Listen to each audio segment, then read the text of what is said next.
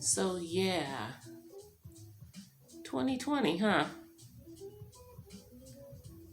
You would have already heard by now. It's been a year. It has been a year. And you would think for an introvert such as myself that all this time alone, and not even really alone because I still had to get up and go to work every day. Anyway, all this time at home, yeah, all this time at home, not really being able to go anywhere other than the grocery store and the occasional drive through, as is evidenced by the quarantine 115 I feel like I've gained. But that's neither here nor there. And that is certainly not why I am here with you today. No, today I wanted to talk about the fact that we are down to 6 days by the time this goes, by the time I post this. We are down to 6 days until the new year. And I have spent the last 6 years, and if you've seen any of my videos, you've heard me say that before. I spent the past 6 years pretty much not doing what I wanted to do. And I don't know if I've been 6 years dealing with any kind of depression or if menopause has me just all out of whack. But it's been 6 years since I've actively written. It's been 6, maybe 7 years since I've published a book. And it has been about 6 years since I've actively sought to promote my business or reach out to new writers and offer my services. Well, if 2020 has taught me anything, it's that life can end without your consent and without any kind of warning. And I don't want to end having not gone full in, full out with my business and with my writing. So, here we are getting ready for the new year, and I have done some extensive planning, both personally and for my business. And I wanted to kind of walk you through what that looks like in case you too are hoping to start a new writing project, start a new business, or just basically take your life and, to borrow a phrase, level it up. So let's take a moment. I'm going to show you what I've done, and then in the next few videos, I'm going to talk about some of the tips and tricks so that you can get started as well. So yeah, let's talk planning for the new year. So first things first, if you didn't know this about me, now you do. I am a pen junkie. And so what I have here is just a smidgen of my supplies in terms of the colorful way I like to plan. So of course, I've got the standard Mildliner highlighters. These are dual tipped. You have a chisel point on one end and then a fine point, what they call a fine point, it's basically felt tip on the other side. You can find these just about anywhere, both in store and online. I will link to a couple of places down in the description. Then I have the Pilot. You probably can't see that, but anyway, this is the Pilot G2, and these are ink gel pens with a 0.7 nib, so it's kind of a medium point nib. Again, probably not going to focus for us here, but you get the point. So basically a medium point gel pen in all the fun colors. I've got a permanent marker for some of the more fun surfaces you can find in my planners. Of course, your standard eraser.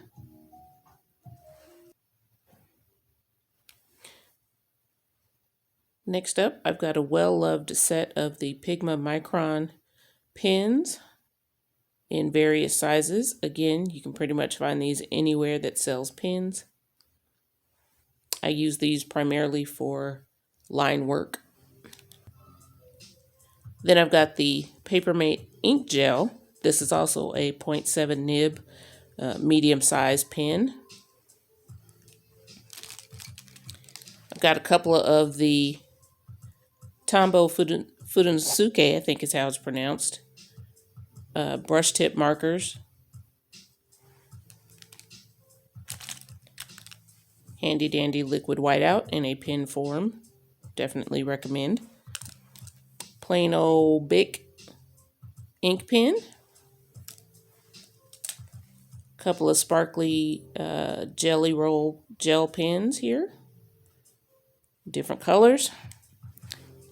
And I think that's pretty much, oh, nope. I've got a few of these metallic brush pens. I don't really use them that often, but they're fun for coloring and highlighting line work. And yeah, oh, and my latest acquisition. These are the Zig Clear Dot or Clean Color Dot pens. And basically you just dab that tip down on your paper and it creates a little circle of color that then you can use as a checklist or well, I'll show you when I get to the journal, but basically it makes a dot.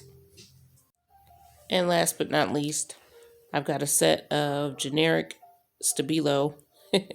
They're not really Stabilo, but they're like a Stabilo fine liner in the different colors. Next up, let me show you what I'm going to be using those pens in. This is my Leuchtturm 1917 bullet journal. It's basically just a dot grid notebook.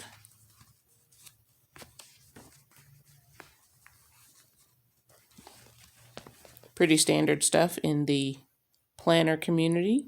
It's got a very faint gray dot grid, numbered pages. I've got a plum paper planner that I bought in August.